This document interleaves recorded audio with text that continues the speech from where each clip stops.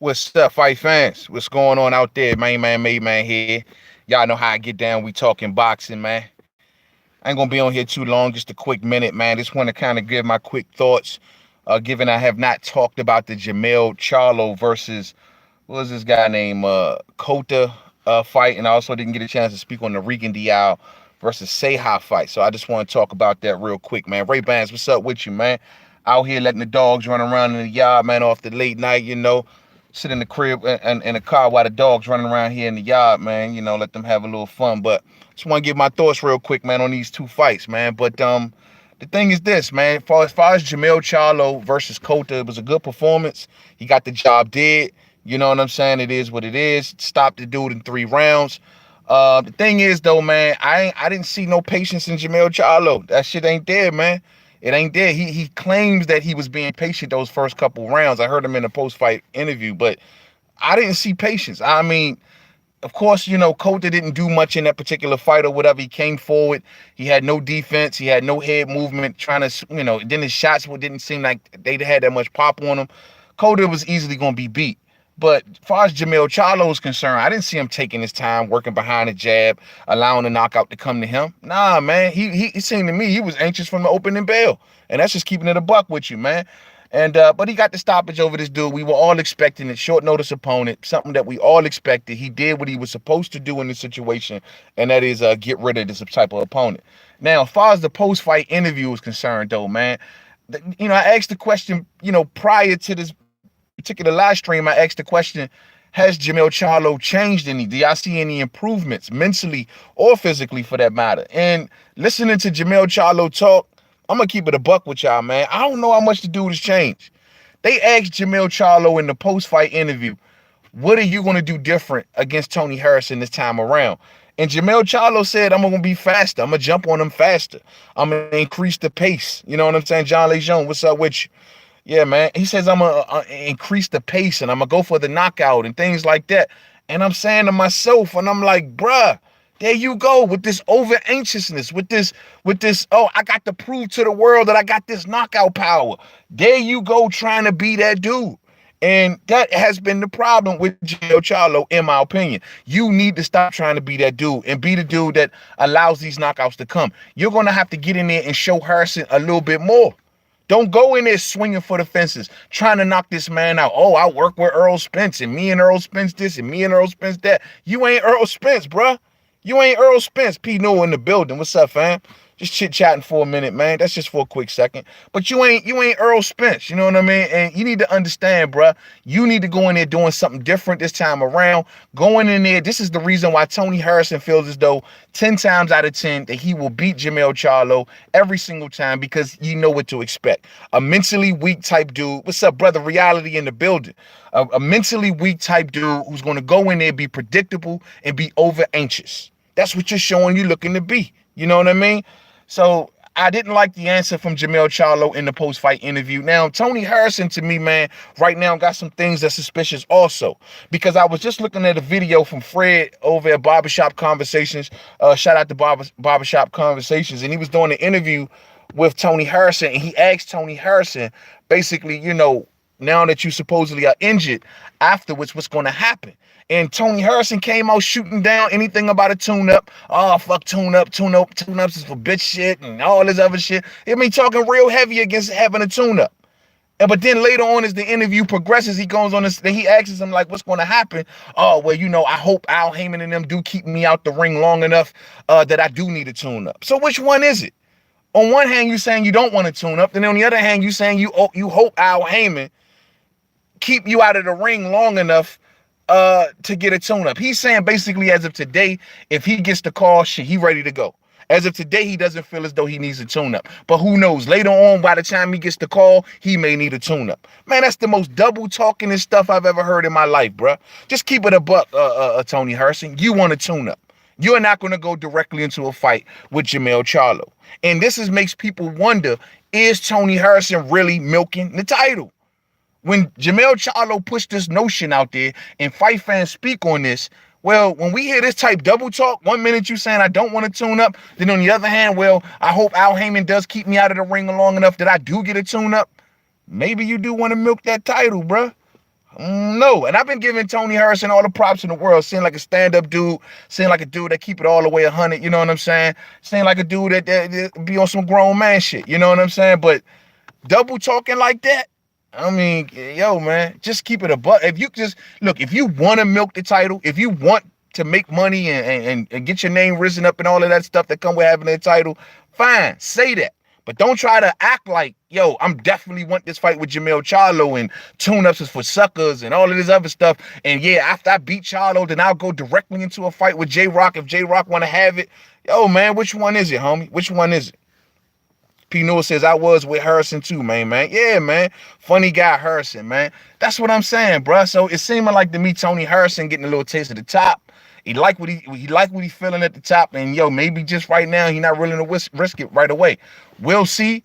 I do believe that the injury is legit. I believe it. He claims that he got doctor's notes. We see him walking around with the big boot on. So the injury definitely looks real. He says he's torn ligaments and all kind of damage has been done to it. He'll be off. He'll have that boot on for another couple weeks before he get a chance to take that off. Then got to get evaluated and then get back in the ring to start working back and getting back to where he needs to be. So he got a long way to recovery, but I don't know, man. I don't know. It's gonna be hard to call. P. Newell says it does look real. Yeah, it do look real, fam. It do look real. I'm gonna give him the benefit of the doubt and say that. I'm not gonna take Jermell Charlo's word for it. I understand what Jermell trying to do. He trying to put that notion out there on Tony Harrison, man. Trying to make the fans turn against him right now. It ain't working, man. A lot of us believe that Tony Harrison is a stand-up dude, and I believe he is too. But at the end of the day, he can, he can at least keep it a buck and saying, yo, I want to take a tune-up first, then get back into the Charlo fight, because I think that's the way I think that's the way it's going to go. You dig? That's just how I believe. Now, as for Guillermo Rigondeaux, man, Guillermo Rigondeaux, when I first started watching that fight, man, I was like, yo, who is this? And what the hell are y'all done to Rigo? This ain't Rigo. Rigo getting up in that joint. Alec Cartier in the building. What's up, homie? Guillermo Rigondeaux getting up in this fight in a phone booth fight.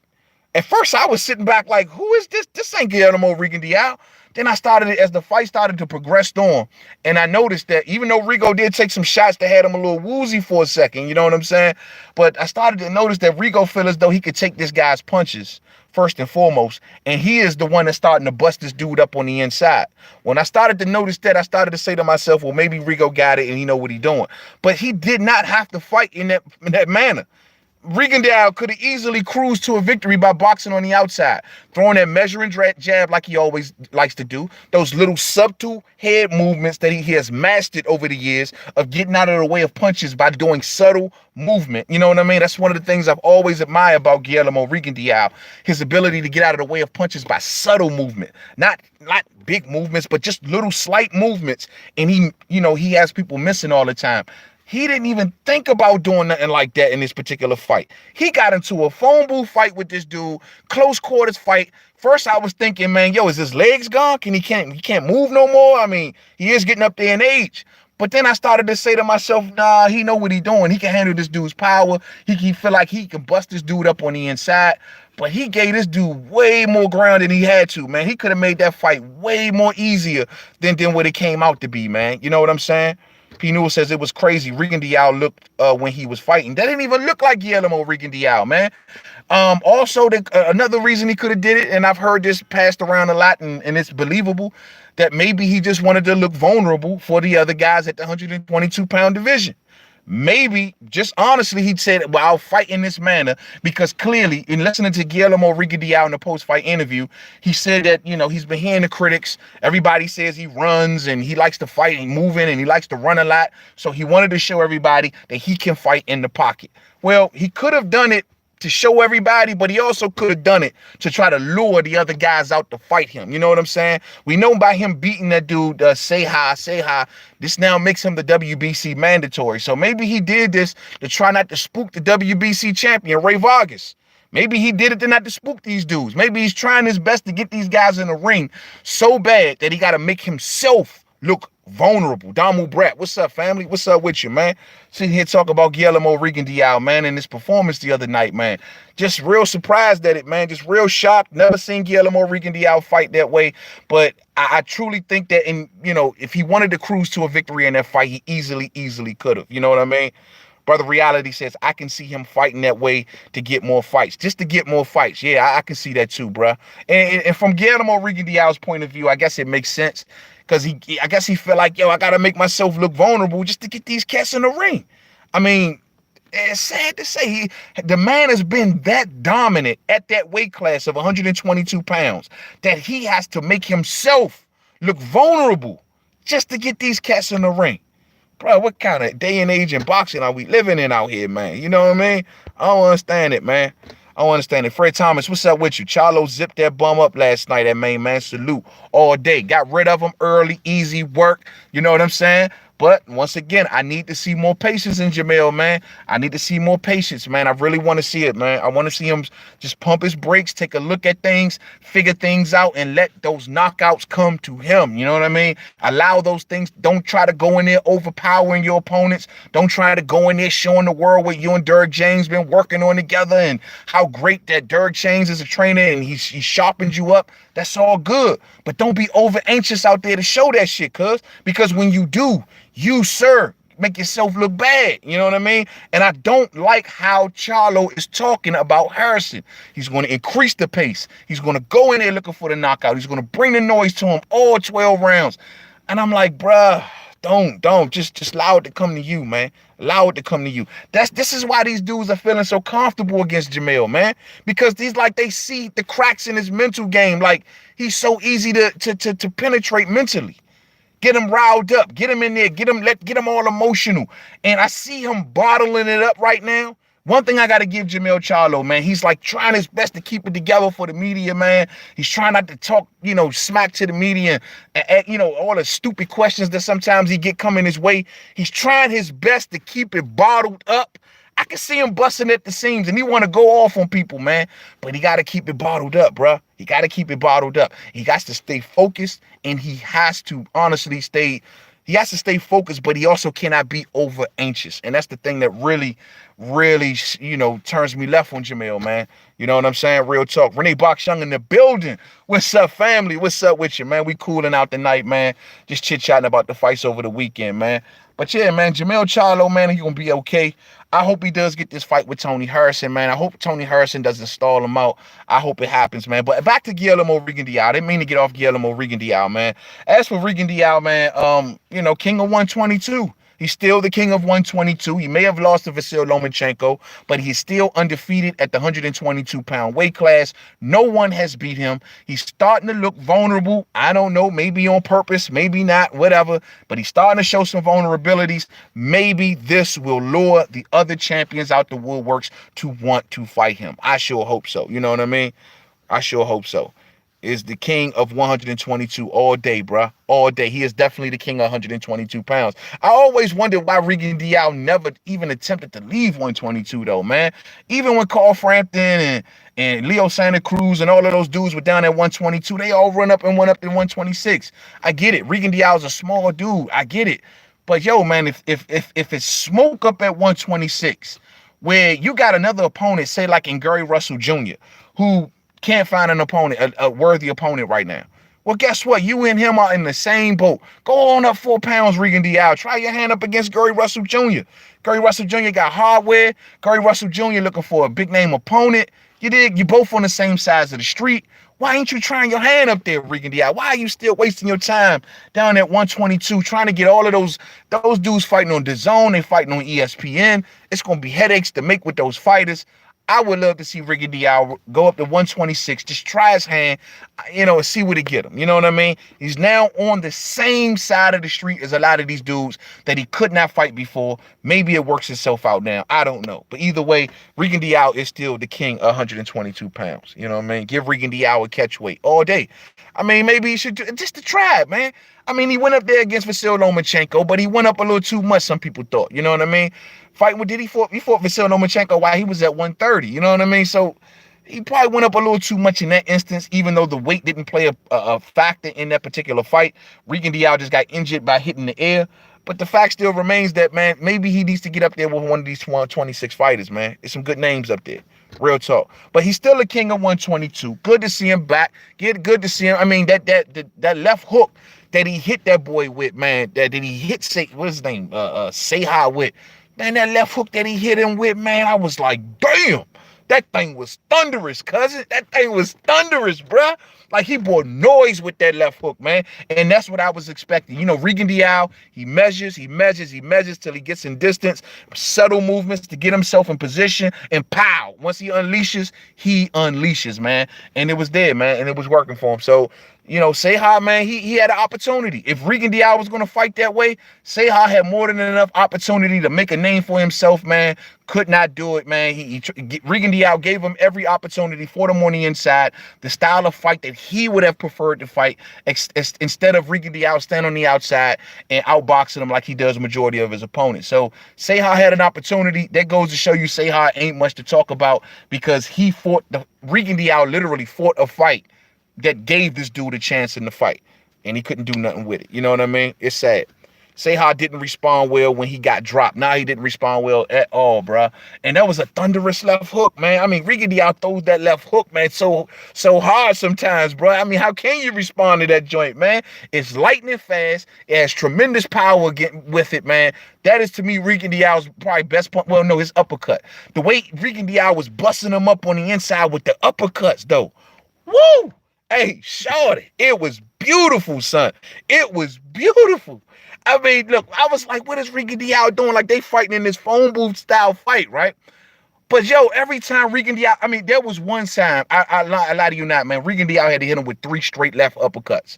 Like, he was throwing the uppercut, boom, in rapid succession, boom, boom, boom, boom, and it was just landing right on the chin. I was like, Slim, busting him up on the inside, man. But it's good to see Rigondeaux get up in there and fight on the inside. You know, now that he did fight this fight, which I already knew he could fight on the inside, but it's good to see him. If he wanted to display his talents against the world, it ain't like nobody gonna fight him. If he wanted to go some rounds, carry the guy a few rounds, because that's exactly what it looked like he did. He got for a few rounds, busted him up on the inside, showed everybody another dimension to his game, and also made himself look vulnerable in the process. Let's see if this brings out the rest of the champions. Chin Smoke, what's up, homie? What's up with you, man? What's up with you, man? I hate the fact that you came in on the tail end of it, man. We about to shut it down. I wanted to just rap to y'all about those 2 fights right there, man. It was interesting fights, man. We learned a lot about Rigondeaux in that fight, and most importantly with Charlo, I really am starting to head in a direction where I don't see much has changed from the first Harrison fight, and mentally, I don't see much change mentally in Charlo. He's still talking the same. He's still talking about bringing the same style of game plan that did not work for him in the first fight, and that was being fast, being anxious, not allowing, you know, the fight to come to him, you know, chasing around Harrison, looking crazy, swinging these big shots, not hitting much, not landing much.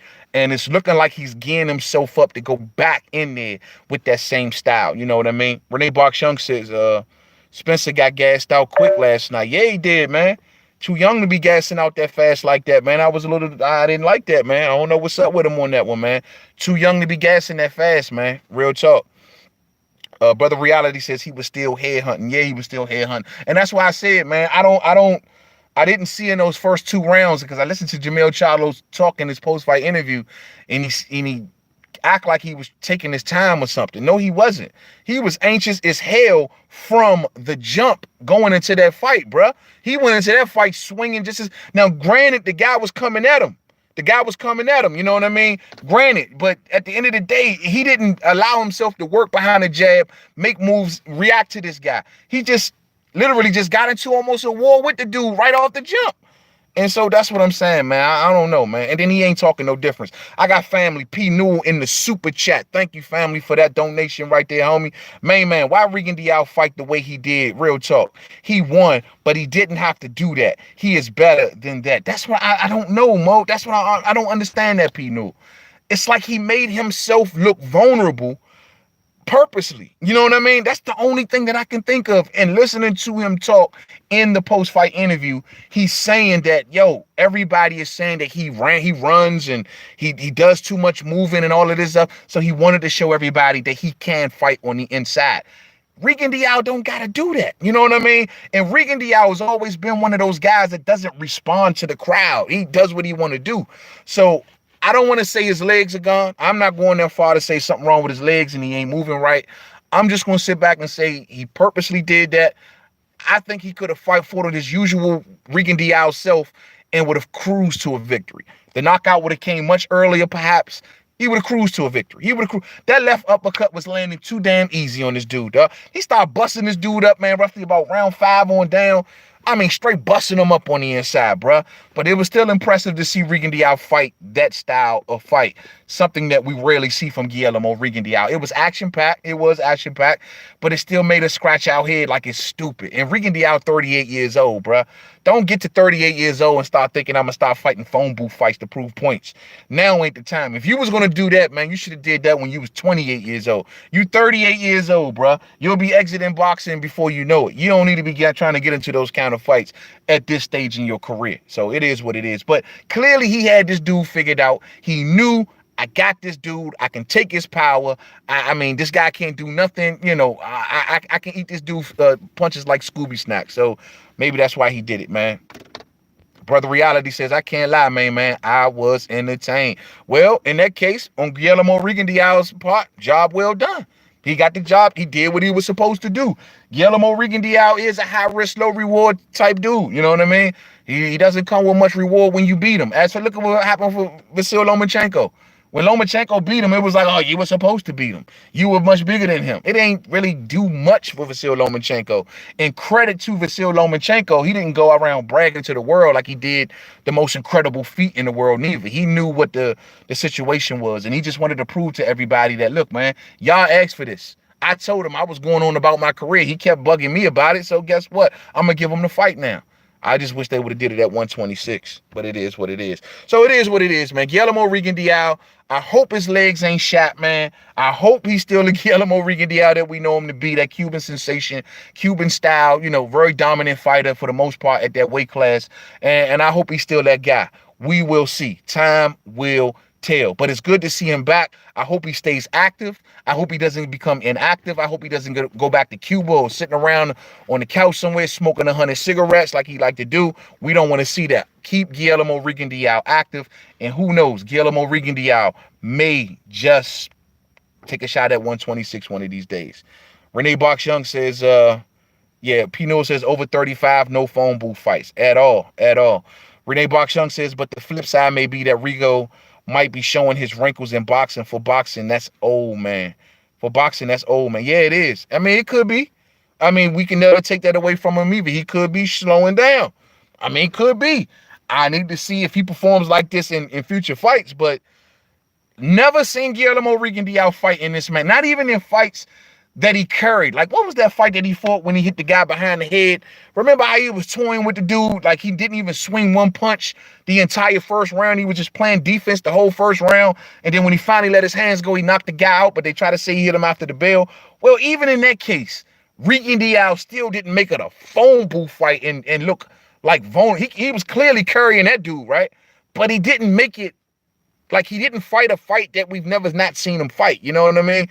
I don't know. All I'm going to say is I'm going to give him the benefit of the doubt just because I got major respect for Guillermo Rigondeaux, and that is to say that maybe he just did this to make himself look vulnerable and to show the world that he can fight on the inside and make it an action-packed fight.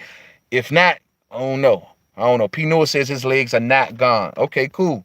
Never in my life seen Rigondeaux fight like this. All right, we hope so. We hope so. We are major Rigondeaux fans on this channel. Y'all know that. And we rooting for him, man. And we hope that, honestly, that it ain't a sign of shot legs. That's what we going to hope. We going to keep it right there. And we going to keep our third eye on Guillermo Rigondeaux to see if this is the norm for him from here on out. I don't think so, though. So that's all, man. I'm going to leave it there, man. Yo, man, we'll chop it up sometime tomorrow, man. I just wanted to get out there and get the dogs on back in the house, man. They've been ripping and running. They should be tired out. I shouldn't hear no barking at night. You dig what I'm saying? So, yeah, man, we're going to do that, man. But I chop it up with y'all tomorrow. Hit the like button for me. If you didn't hit it on the way in, hit it on the way out. If you're just coming on in, man, yo, catch the playback, man. Run it on back, man. We covered a lot in this particular video, man. Much love to the fam. Much love to each and every one of y'all. Don't forget to come on back here Wednesday night for We Talking Boxing, when the homie will be on the mic and we'll do it the right way all day. So to the next one, Brother Reality, peace out. Damu Brad, peace out. P. Newell, Renee Box Young, much love. To the next one, peace out.